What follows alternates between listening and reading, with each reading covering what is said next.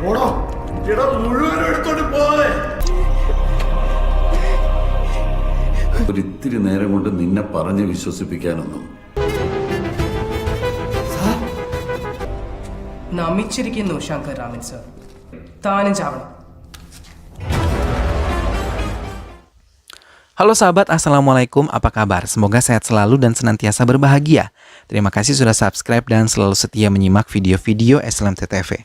Semoga Tuhan Yang Maha Kuasa selalu memberikan rezeki yang berlimpah ruah dan juga berkah untuk sahabat-sahabat semua. SLMT-TV kembali hadir menemani waktu bersantai sahabat dengan alur cerita film-film pilihan. Kali ini SLMT-TV menghadirkan sebuah alur cerita dari film yang berjudul Corona Papers. Bagaimanakah kisah selengkapnya? Simak alur ceritanya berikut ini. Dan tanpa perlu berlama lagi, langsung saja kita simak. Ini dia alur cerita filmnya.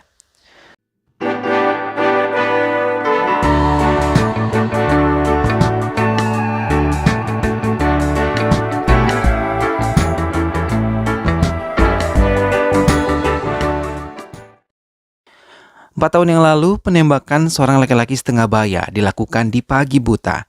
Pelaku yang terekam kamera pengawas menggunakan penutup wajah.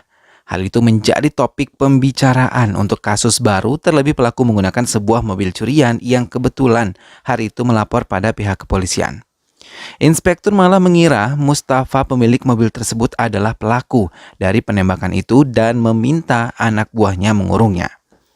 Mustafa membela diri kalau bukan dirinya yang melakukan penembakan itu. Mustafa dimasukkan ke sebuah mobil untuk bisa dipindahkan ke penjara besar. Namun di tengah perjalanan, seorang polisi menghentikan mobilnya dan mengatakan kalau mobil tersebut telah ditemukan di pinggiran hutan dekat Sungai Iblis. Petugas Gresi datang bersama Mustafa dan ia meminta Mustafa untuk memeriksa seluruh bagian mobil. Namun di dalam mobil tersebut Mustafa menemukan beberapa benda yang bukan miliknya. Lagi-lagi Mustafa membela diri. Ia tidak menghabisi korban, tapi tetap pembelaannya tidak diindahkan oleh Grasi yang telah membuat kesimpulan kalau Fada korban telah memenjarakan ayah Mustafa. Mendengar hal itu Mustafa tidak terima dan itu memantik Grasi mengeluarkan senjatanya. Ayah Mustafa yang melihat hal itu maju mendekati Grasi dan membela putranya. Namun hal itu malah membuat Grasi semakin marah hingga satu peluru berhasil menembus tubuh ayah Mustafa. Melihat hal itu, Mustafa berlari. Semua anggota Grasi mengejarnya, bahkan mereka menembaki Mustafa. Hingga Grasi berhasil menembak bahu Mustafa sampai ia terjatuh ke sungai. Setelah Mustafa terjatuh dan dinyatakan meninggal dunia, Grasi meminta Sajif, salah satu anak buahnya, untuk mengakui kesalahannya sebagai kesalahan Sajif. Mendengar hal itu, Sajif mencoba membela diri dan menolaknya. Tapi itu tidak membuat Grasi menghentikan perintahnya. Sajif terbangun dari tidurnya teringat mimpi buruk yang pernah terjadi bersama Gresi saat itu. Sajif yang saat ini telah pensiun banyak menghabiskan waktu bersama keluarganya. Kali ini ia menyempatkan diri untuk menengok istrinya yang dirawat di rumah sakit. Sajif yang membutuhkan banyak biaya meminta bantuan pada pengacaranya untuk mengurus gajinya yang tertahan selama 4 tahun karena ia diskors, namun pengacara tersebut merasa ragu dan mengatakan kalau kasusnya tergantung hasil dari komite peninjau. Sementara di kantor polisi terjadi perdebatan antara petugas polisi dengan wartawan yang mengetahui kebusukan inspektur yang bertugas memeriksa sebuah toko bersengketa. Namun salah satu dari petugas tersebut malah membela pelapor dan meminta rekannya memberikan akta bangunan pelapor yang sempat diambilnya. Ia malah meminta wartawan tersebut mendaftarkan akta tanah tersebut menjadi nama pelapor pada akta tanah. Namun inspektur tersebut diminta untuk bisa bertugas di luar kantor. Di tengah penyamarannya, ia malah bertemu lagi dengan Vena, wartawan yang pernah ia tolong di kantor polisinya. Inspektur Rahul tersebut mencoba mengawasi orang yang ia curigai yang masuk ke sebuah bus. Namun Rahul tidak menyadari pergerakan copet yang berhasil mengambil senjata tugasnya. Ia memutuskan untuk melaporkan kepada komisaris. Mendengar hal itu, komisaris memakinya dan memanggil Pilai, pemilik senjata yang dihilangkan oleh Rahul. Komisaris menjelaskan tentang hilangnya senjata tersebut dan meminta bantuan Pilai untuk bisa menemukan senjatanya. Rahul yang merasa bersalah berjanji akan membantu Pilai untuk bisa mendapatkan senjata itu. Pilai mengatakan akan meminta bantuan kepada Papa Chan atau kakak Papi. Rahul mencoba menemui kakak Papi. Mengetahui kedatangan Rahul, anak kakak Papi langsung menyiapkan senjata di laci meja kerjanya. Rahul yang menemuinya mengungkapkan tentang kebohongan anak buah kakak Papi yang mengaku menjadi kakak Papi. Rahul mencoba menceritakan kesulitannya, tapi anak buah kakak Papi menolak membantunya.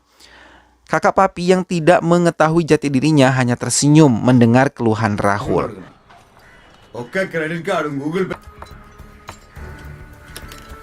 Setelah Rahul pergi, kakak Papi memaki karena mengizinkan Rahul masuk ke gudangnya.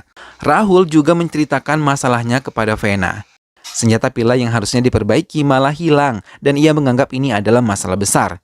Terlebih, itu bukanlah senjatanya. Jika pencuri menyalahgunakan hal itu bisa membuat departemen terlibat masalah. Kakak Papi yang berada di tempatnya memperkenalkan Tony pada Rani, istrinya, dan ia mengatakan pada Tony akan pergi ke Chennai untuk tinggal di sana selamanya. Namun di tengah obrolan mereka, Papi mendapatkan telepon dan bergegas pergi. Sepeninggal Papi, Tony memaki Rani yang merupakan kekasihnya saat bermesraan dengan Papi. Sementara Papi yang berada di gudangnya menemui pencuri yang mengambil senjata Rahul. Pencuri yang mengaku bernama Paku tertawa dan menceritakan bagaimana ia mendapatkan senjata tersebut dari Rahul dengan mudahnya. Rahul yang mendapatkan jejak Pakru langsung mendatangi kediamannya. Di rumah Pakru dihajar habis-habisan oleh Rahul. Ia diminta mengakui di mana senjata yang ia curi. Pakru tetap tidak mau mengakuinya hingga Rahul membawa Pakru bersamanya untuk mendatangi teman-temannya. Mereka berkelahi hingga Rahul akhirnya mereka mengakui telah menjualnya. Namun ia tidak mengakui mengenal pembelinya. Keesokan harinya tiba-tiba terjadi sebuah perampokan di sebuah bank. Pelaku yang menggunakan APD lengkap bermasker menodongkan senjata mereka ke arah semua pengunjung bank. Bahkan dengan nekat mereka menembak salah satu karyawan bank. Setelah menggasak habis uang yang ada di dalam brankas, mereka meninggalkan tempat itu. Sajif dan Tony yang menjadi dalang dari perampokan tersebut langsung membuka APD mereka dan mengubah plat nomornya. Sajif memantau bank tersebut dari kejauhan. Tony merasa ketakutan ketika tahu petugas bank yang ditembak oleh Sajif telah tewas. Tony ketakutan, tapi Sajif memintanya untuk tenang karena mereka tidak meninggalkan jejak apapun. Salah satu rekannya yang merupakan pemilik taksi diminta Sajif untuk tenang dan tidak membuat curiga siapapun. Perampokan telah menjadi pemberitaan. Veda pun mendapatkan tugas baru. Departemen membuat pertemuan untuk membahas perampokan yang baru saja terjadi. Mereka terkejut ketika mendengar kabar kalau peluru yang masuk ke tubuh korban adalah milik Departemen Kepolisian. Rahul, Akupui, dan Pillai diskors akibat hal ini. Veda yang mendengar kabar tersebut merasa sedih. Gracie dipanggil untuk bisa menyelidiki perampokan ini. Ia diberi kebebasan untuk melakukan apapun untuk memecahkan kasus ini. Sajif yang mulai ketakutan pindah ke apartemen baru untuk menghindari kejaran Grace yang ia tahu bagaimana cara kerjanya. Grace mendatangi Rahul dan menekannya untuk mengakui perampokan ini adalah ulahnya. Rahul yang mendengar hal itu terperangah, kemudian terdiam terlebih melihat Grace mengambil senjatanya dan menyiagakan ke arahnya. Rahul malah menantang dan mengambil senjata tersebut untuk bisa ditembakkan ke arahnya. Grace membatalkan niatnya. Tiba-tiba Grace yang mendapatkan kabar tentang Sajif langsung menemuinya. Sajif begitu terkejut ketika melihat Grace mengunjunginya di rumah sakit. Dalam perbincangannya, Grace menyinggung kasus Sajif yang belum kunjung selesai dan sedikit merasa janggal karena mesti ada pemeriksaan komite baru. Namun Sajif mencoba mengalihkan pembicaraannya pada kasus yang pernah ditangani oleh Grace dan keterlibatan Grace dalam kematian ayah mertuanya. Kemarahan jelas terpancar di mata Grace dan meminta Sajif untuk menghentikan pembicaraan itu. Sepeninggal Grace, Sajif hanya bisa terdiam. Tony membongkar lemari penyimpanan yang menyimpan uang hasil curian mereka. Ia mengambil sebagian untuk membelikan satu set perhiasan sebagai kado ulang tahun Rani. Setelah membayar uang perhiasan tersebut, sang pemilik toko curiga dan menelpon polisi. Pemilik toko tersebut menelpon polisi dan membuat Tony sedikit lama di tokonya. Tak lama petugas datang dan Tony mencoba melarikan diri. Petugas mencoba menghentikannya, tapi Tony malah nekat merampok sebagian perhiasan yang ada di tempat itu, kemudian melarikan diri. Grace yang datang ke toko perhiasan tersebut mendapatkan laporan kalau uang tersebut cocok dengan nomor seri uang kertas baru yang dicuri dari bank. Ia meminta memeriksa rekaman kamera pengawas untuk melihat pelaku. Rahul terkejut ketika melihat Tony dalam rekaman tersebut dan ia mengungkapkan kalau Tony adalah pekerja di bengkel Papi. Sajif yang tahu uangnya telah dicuri menjadi marah dan yakin kalau Tony adalah pelakunya. Ia bersama supir taksi mencoba menelponnya tapi sama sekali tidak mendapatkan jawaban. Ia meminta kisor supir taksi tersebut untuk melacak Tony dan memintanya tidak membelanjakan uang tersebut karena pasti membawa kecurigaan. Grace yang telah tiba di bengkel Papi mencoba mencari tahu tentang Tony. Namun ia tidak menanyakan langsung semua itu. Banyak jebakan yang ia buat untuk mengetahui keterlibatan Papi dalam perampokan lalu. Tony yang kembali ke apartemen Sajev namun tidak menjelaskan apa yang telah terjadi. Tony meminta Sajev untuk bisa segera pergi ke Amerika sekarang juga. Namun Sajev yang masih memperhitungkan semuanya sampai hari Minggu menolak keinginan Tony. Sajev mengatakan akan memberikan semua uang Tony besok siang dan memintanya pergi. Ia berjanji tidak akan mengkhianati Tony. Mendengar hal itu, Tony menurutinya dan meninggalkan tempat itu. Papi menceritakan bagaimana gelagat Tony saat bertemu dengannya tadi. Ia pun terkejut ketika melihat rekaman kamera pengawas yang diberikan Grace kepadanya. Hingga ia teringat kalung yang digunakan oleh Rani di rumah tadi. Grace tertawa dan meledeknya kalau Rani telah mengkhianati Papi. Tapi dengan satu gerakan Papi menghantam Grace. Ia tidak terima Rani dituduh berselingkuh oleh Grace dan petugas lain. Tapi Rahul mencoba membuat perlawanan padanya hingga mereka berkelahi. Papi bisa menghentikan Rahul dan langsung menodongkan senjata ke arah Rahul. Melihat senjata tersebut, Rahul terdiam. Ia mengenali senjata tersebut adalah milik Pillai yang ia hilangkan. Tiba-tiba satu tembakan menembus Papi dari senjata Grace hingga membuat Papi tersungkur. Tony memutuskan untuk mengambil jatah uangnya sekarang juga kepada Sajeev. Namun Sajeev memintanya untuk sabar hingga Tony kehilangan kesabaran dan memukuli Sajeev hingga ia benar-benar tidak berdaya. Lagi-lagi Sajeev memohon kepada Tony untuk mendengarkan rencananya karena Tony malah akan tertangkap karena keserakahan dan kecerobohannya. Tapi Tony tidak mendengarkannya, ia terus melangkah meninggalkan tempat itu. Sajeev yang kesal mencoba memberikannya peringatan tembakan tapi Tony tetap tidak peduli. Hingga Sajeev menembak ember cat yang dilalui oleh Tony dan membuat lantai menjadi licin. Tony pun terpleset dan terjatuh dari apartemen yang tinggi tersebut. Tubuh Tony jatuh tepat di atas taksi Kishore. Sajeev dan Kishore hanya terdiam kemudian membersihkan taksi tersebut bersama-sama. Tim Grace yang berhasil menyadap HP Tony telah tahu kalau ia kini menuju Aluva. Grace meminta timnya untuk melakukan pemeriksaan terhadap kendaraan yang lewat. Kishore dan Sajeev pun terlibat di dalam pemeriksaan itu. Kishore gemetar hebat ketika ia diminta untuk membuka bagasi mobilnya.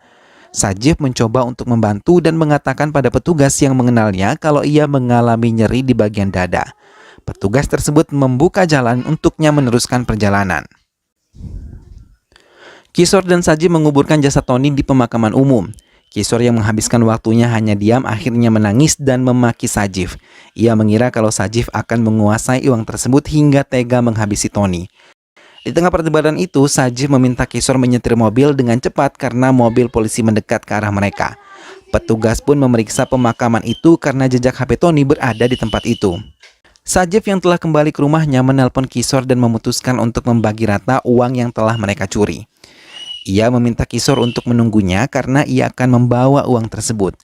Kishore menurutinya dan mendekati Sajeev yang datang membawa tas berisi uang. Hujan lebat malam itu membuat Kishore benar-benar gemetar hebat. Ia memutuskan untuk melarikan diri, tidak mau memiliki uang itu.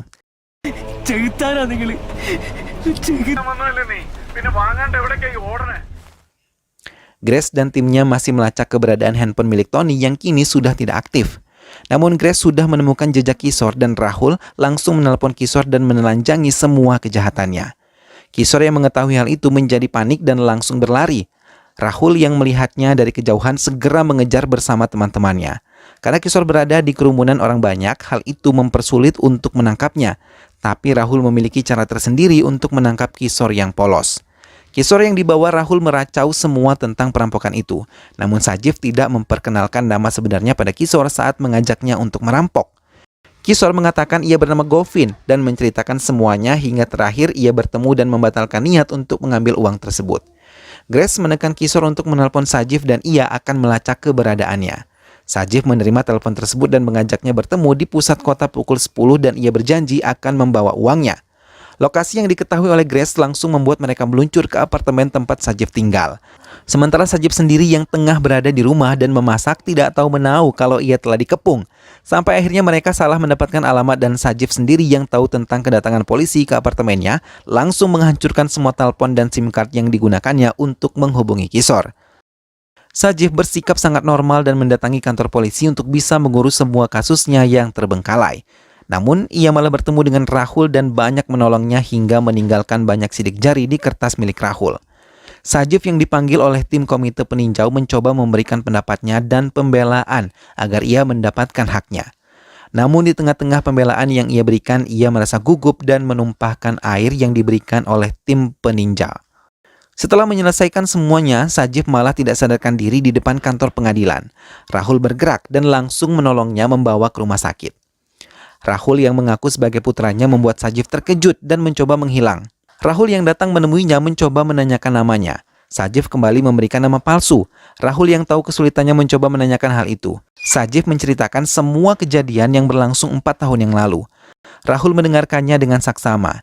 Rahul juga menceritakan jati dirinya, juga tentang hukuman yang ia terima dan perampokan yang melibatkan senjata milik Pillai. Sajif mencoba menghilangkan kegugupannya dan mencoba menasihati Rahul dengan baik. Bahkan Sajif mengatakan kalau Rahul akan mendapatkan senjatanya kembali di hari Dilwali. Rahul mencoba mendengarkan kembali pernyataan Kishore yang ia rekam dan mencoba mencari tahu tentang Sajif. Namun pelayan yang dimintai keterangan Rahul menyebutkan kalau Sajif memiliki banyak nama dan ia menuliskannya dengan pena miliknya pribadi. Rahul mengingat-ingat ia pernah menemuinya dan menggunakan pena yang biasa digunakan oleh Sajif. Pelayan tersebut mengiyakan semua ciri-ciri yang disebutkannya. Sementara di kantor Grace yang terlibat dalam kasus Sajif mulai khawatir karena Sajif mempunyai semua bukti-buktinya dan sudah dibawa ke pengadilan. Grace terdiam dan mengingat-ingat ia pernah meracau di hadapan Sajif. Rahul sendiri bekerja seorang diri menyelidiki sidik jari milik Sajif di laboratorium forensik. Grace mencoba menghilangkan bukti keterlibatannya. Rahul yang tahu tentang Sajif mencoba tenang dan menemui secara langsung. Namun kali ini Sajif mengungkapkan kesedihannya karena istrinya telah meninggal dunia. Rahul mengungkapkan kalau hari ini ia akan menyelesaikan semua kasusnya dan mendapatkan senjata tersebut. Sajif yang sudah paham semuanya meminta Rahul untuk mengantarnya ke pengadilan. Sajif memberikan semua barang bukti yang ia miliki tentang keburukan Grace karena bukti tersebut masih rapi ia simpan. Rahul bertekad membawa Sajif ke pengadilan untuk bisa mendapatkan haknya.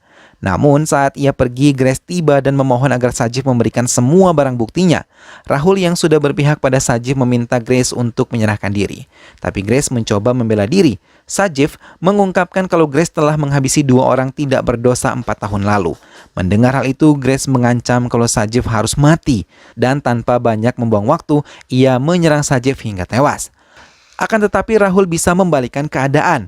Ia menyerang Grace dan anak buahnya hingga mereka semua tewas dan memberikan pernyataan di pengadilan. Rahul kembali mendapatkan pekerjaannya. Ia teringat kejadian yang menimpanya saat itu. Grace yang ditembak satu persatu oleh Mustafa membuat Rahul panik. Namun penyerang tersebut melarikan diri dan saat ia mengejarnya, Mustafa malah tertabrak mobil.